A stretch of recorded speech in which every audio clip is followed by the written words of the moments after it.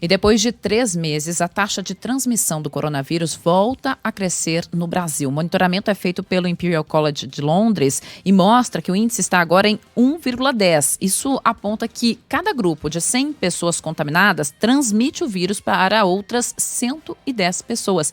Na semana passada, a taxa era de 0,68. Eu acho que eu falei aqui, de cada 100, 9,7 não, de cada 10, são quase 10, né? De cada 10 pessoas, 9,7 pessoas não se contaminam. Não de cada 100, então de cada 100, 97, obviamente. Deixa eu mandar um abraço aqui para os ouvintes que mandaram mensagens. Os ouvintes que não são de humanas, como nós. É verdade. Bom, em São Paulo houve um aumento de 18% nas internações, mas o secretário estadual da Saúde, Jean Gorenstein, afirma que a situação está sim sob controle. Esse incremento em 18% sequer atingiu aquelas cifras emergenciais que são estabelecidas para até 40 internações para cada 100 mil habitantes, mas servem de alerta, porque nós não estamos com os dados plenamente atualizados. Isso se deveu a uma instabilidade da plataforma do Ministério da Saúde. Portanto, se nós não temos as informações de forma clara, nós não podemos traçar e tratar medidas mais enérgicas.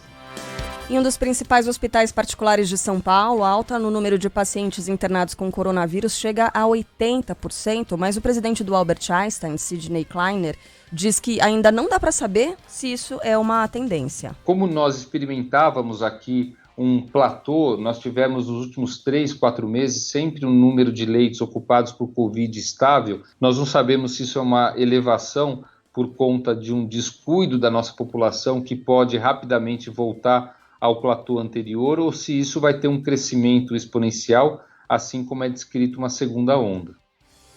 Atualmente, a taxa de ocupação dos leitos de UTI está em 48,2% na Grande São Paulo e 42,7% em todo o estado. Em todo o Brasil, são quase 6 milhões de casos de coronavírus, com 166.699 mortos, 685 nas últimas 24 horas. Mais de 5 milhões e 300 mil pacientes estão recuperados e outros 383 mil em tratamento. Dia desses, eu e Carla falávamos aqui sobre o relaxamento, dos cuidados que pode ser observado em várias cidades do país, Como no começo as pessoas até que demoraram, em um local ou outro houve um relaxamento anterior, Nem todo mundo cumpriu as medidas necessárias, higienização o tempo todo, utilização de máscaras, mas o que é possível observar, especialmente de um mês para cá, e acho que o ouvinte pode trazer o relato pessoal daí da cidade onde mora, é o seguinte: as pessoas, em muitos casos, largaram mão. As pessoas estão se reunindo, fazendo festas. E a gente sabe que é duro, E como é difícil. Foram meses e meses nessa situação, sem poder se encontrar, sem poder dar um abraço, sem poder ver os familiares, sem poder participar de rodas sociais, jantar, almoço, festa e tal. E o que dá para perceber é isso. No último mês, as pessoas relaxaram. Não dá para saber se essa é uma tendência, como disse o presidente do Hospital Albert Einstein em São Paulo, ainda não. Mas o que a gente observa é um aumento expressivo. A gente está falando aqui dos casos de São Paulo, mas já falamos do aumento nos casos em todo o Brasil. Voltou a crescer depois de 3 meses. A Ellen Brown ontem conversava com um médico exatamente a respeito desse assunto. Se isso se trata de uma segunda onda ou não, se é uma continuação dessa primeira onda depois de atingido o platô, Ellen? Pois é, eu conversei com um médico que é o Márcio Sommer Bittencourt, ele é pesquisador do Hospital Universitário da USP, também tem mestrado em Gestão de Política Pública pela Universidade de Harvard, e aí ele se debruça sobre 3 números principais, que são números aqui de São Paulo que ele vinha estudando. E o que esses números mostraram para ele? Que desde a metade de outubro, ali na semana do dia 12, há uma curva crescente nestes 3 gráficos que ele observa.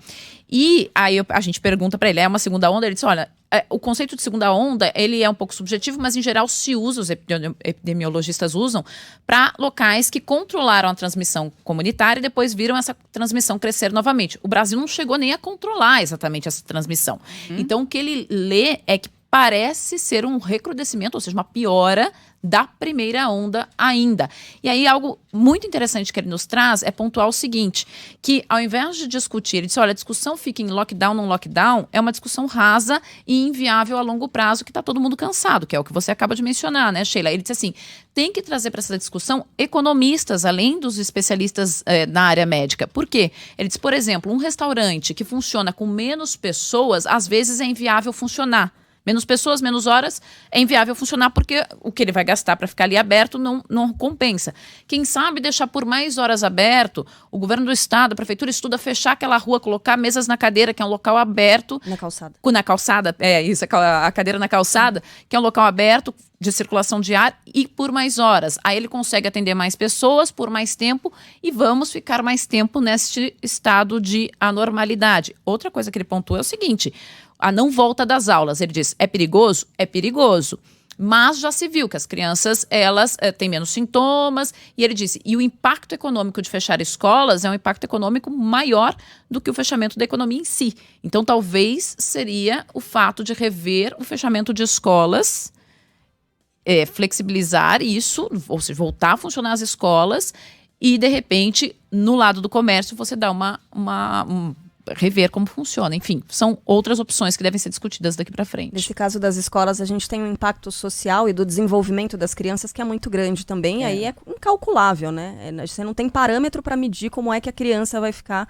Que a gente tem relato de criança que não só foi você, né, Sheila, que citou, não só não está progredindo, como está regredindo, Isso, tem perda.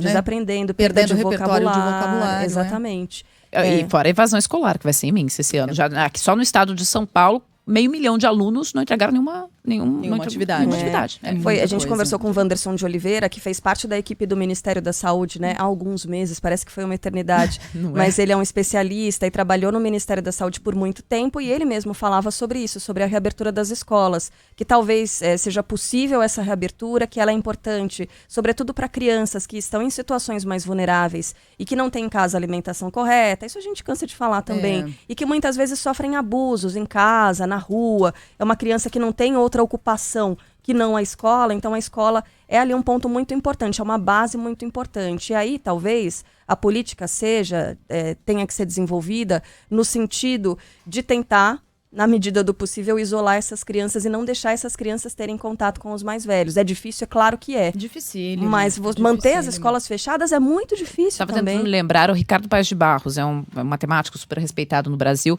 ele fez um levantamento que ele disse assim, no limite, o ano perdido, este ano de hoje, perdido, pode subtrair 1,5 trilhão da renda dos brasileiros ao longo de meio século, isso por causa do impacto na produtividade deste ano perdido. Eu lembrava que tinha um estudo do Paes de Barros sobre isso, e ele trabalhou junto com o Instituto Ayrton Senna, enfim, faz estudos nessa área agora de educação. Esse poderia ser um impacto. É muito representativo. Conversa com o Dr. Jean Gorenstein daqui a pouco. Ontem também conversamos com o nosso colunista de saúde, o Dr. Álvaro Furtado, e aí com relação a esse equilíbrio, né? A Ellen estava falando sobre as escolas, você comparar qual é a perda e qual é o risco de você abrir ou não abrir as escolas. E a gente estava falando, na verdade, sobre um outro assunto, dá para fazer um paralelo até, que são as festas de fim de ano. O Dr. Álvaro Furtado dizia, gente, é praticamente impossível você conseguir manter todos os protocolos de saúde numa festa de fim de ano na sua casa, na casa de qualquer pessoa. Como é que você vai separar o talher de pessoa a pessoa? Não tem como, vai todo mundo se servir ali usando, né, os mesmos utensílios. E aí eu tava até brincando com o Barão, falei, Barão, você não gosta de arroz com passas. Aí você vai pegar o seu garfo, vai tirar e vai colocar no prato da Michele, por exemplo, que já vai estar perto de outra pessoa. Não tem como manter os protocolos de saúde. Então ele disse, é importante a gente pensar em como fazer esse equilíbrio, porque muita gente está sofrendo com problemas mentais. A saúde mental das pessoas está em risco também por causa do isolamento social.